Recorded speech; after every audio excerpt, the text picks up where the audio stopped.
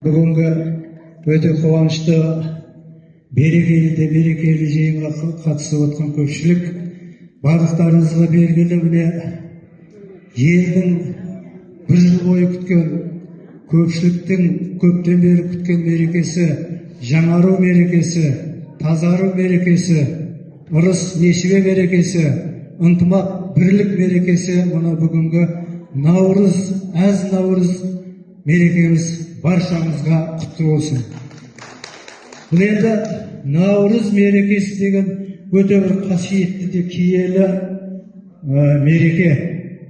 Бүкіл мұсылман қауымы атап өтетін үлкен мереке. Оны бір күн немесе бір сағат тойлап қоя салмайды, бір ай бойында тойлайтын баяғыда біздің аталарымыз, бабаларымыз мынау кезекпен 13 наурыздан бастап, жаңа Самарқанның көктасы ерлі дегеннен бастап, әрбір үйде, әрбір көшеде өздері кезегімен наурыз көжесін беріп, біріне бірі көрісіп, қыстан аман есен шыққанына қуанышып, қауышып жататын үлкен жаңалықтың, үлкен берекенің мерекесі.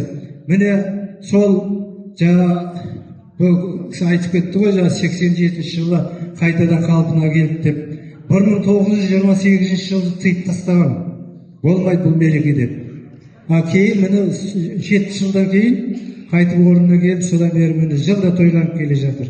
Бүгін сол Наурыз мерекесінің ішінде 10 күннің әрқайсысының өзінің атаулы күні бар. Міне бірінші көрісу күні, екінші жаңағыдегі шаңырақ күні, үшінші ынтымақ күні дегенде бүгін мынау жаңару күні.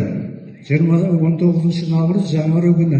Құдай қаласа барлықтарыңызға алдағы күндер, алдағы айлар, алдағы жылдар өзінің қуанышты жаңалығымен келе берсін сіздерге. Отбасыларыңыз аман болсын. Әрқашанда осындай күліп ойнап, жайнап, жадырап жүре беріңіздер. Мынау ардагерлер орталығында қызмет алушылар, қызмет берушілер деп, қызмет көрсетушілер деп бөлінген ғой. Қызмет көрсетушілерге осы ардагерлер ұжымына үлкен рахметімізді айтамыз. Еңбектеріңізде табыс тілейміз барлықтарыңызға. Рахмет үлкен. Аман болыңыздар.